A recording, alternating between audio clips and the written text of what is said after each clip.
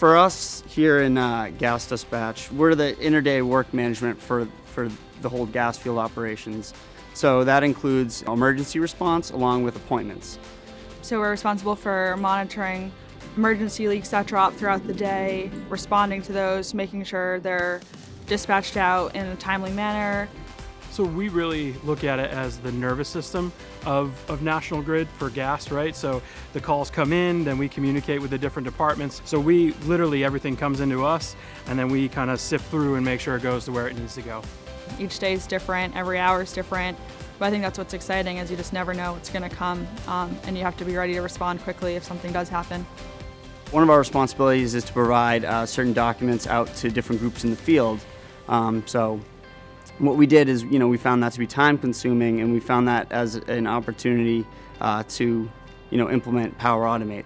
Power Automate is, in essence, it's an automation tool. So basically it takes any general process that was once manual, and it gives it functionality to be run automatically.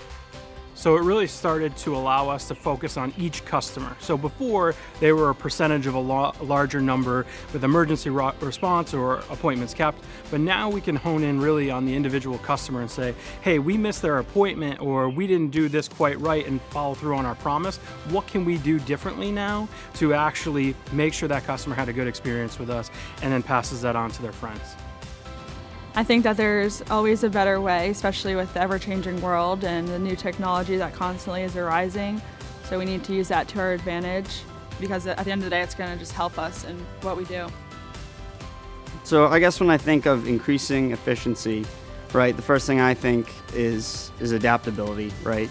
Being able to identify something that needs to change and actually being able to go about and do it.